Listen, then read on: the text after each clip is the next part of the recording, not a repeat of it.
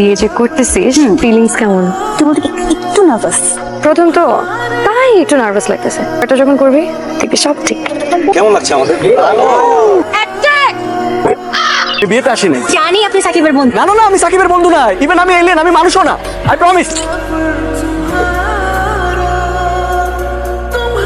আপনি ঠিক আছেন? মুখ জ্বলতেছে।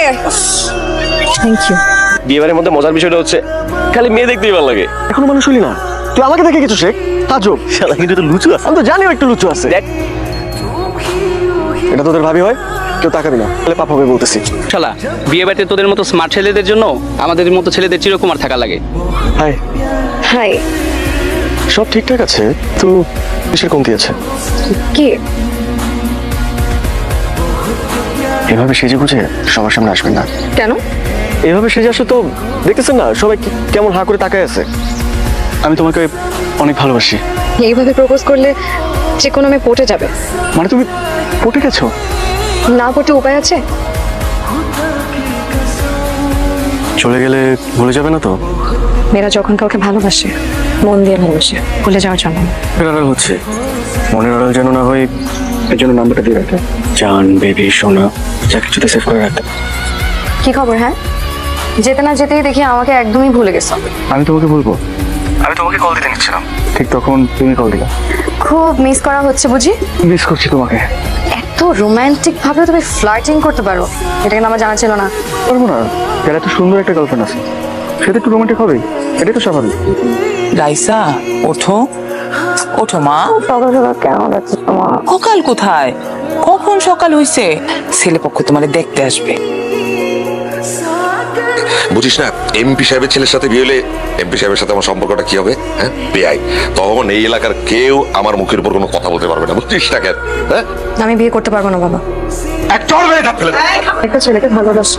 ভালোই যখন বাসো, কি আর করা যাবে? পালিয়ে যাবো। ওই ছেলের ফোন দেয়। যে কাজ অফিস, কাজ অফিস কেন?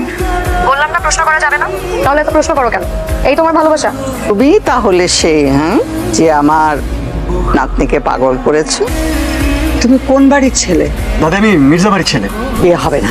তো কি বলছেন দাদি? তুমি কি জানো রাইসা কোন বাড়ির মেয়ে?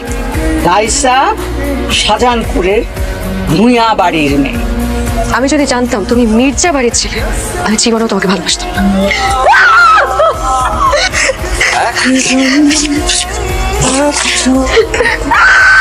এই বিষয়ে একটা কথাও শুনতে চাই না। চাচু অনেক কষ্ট হইতেছে, বিশ্বাস করো চাচু, এই জায়গায় অনেক কষ্ট হইতেছে। আমার দিকে একটু তাকাও চাচু। তুমি কেন আসছো? তুমি জানো না আমি কেন? না, আমি জানি না তুমি কেন আসছো। শোনো, তোমার সাথে আমার কোনো সম্পর্ক নেই, আর কোনোদিন যেন আমি তোমাকে আমার সামনে না দেখি। তুমি কি বলছো? একদম চুপ। রাতের বেলা আমার বাসার সামনে সিন ক্রিয়েট করতে আসছো তুমি? তো সিন ক্রিয়েট করবো আমি? আমার বাবা যদি দেখে খুন করে ফেলবে তোমাকে। করুক, লিভ, সামনে থেকে যাও। কেউ যদি দেখে কোনো প্রবলেম হবে। আমি যদি তোমার জন্য আমার দাদি, বাবা, মা সবাইকে ছাড়তে পারি, তাহলে তুমি আমার জন্য সব ছাড়তে পারবা?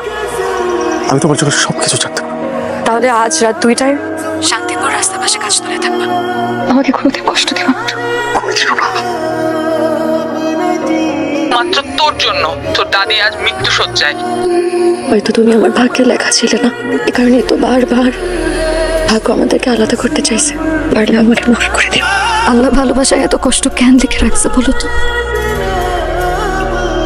এই শুধু নিজেরটা ভাবে, তুই পরিবারের কথা ভাবে না। এই কুলাঙ্গারের কারণে আজ আমি আমার একমাত্র ভাইকে হারিয়েছি। একে আমার সামনে থেকে যেতে বলো। এবারে টপ টপ যাবে ডাক্তার। ভাই বেটা কই থাকো? এদিকে আমার ভাইয়া, ওর পেটের পা পরিষ্কার করার ব্যবস্থা কর। যা। ও কি বলতেছো তুমি বাবা? আয় চপ, কত কইতে পারা করছিস? চুপ চুপ। তোর কত বড় সাহস, কোজন আমি তোর কাছে আমাদের বংশের মেয়েদের উপর নজর দিস?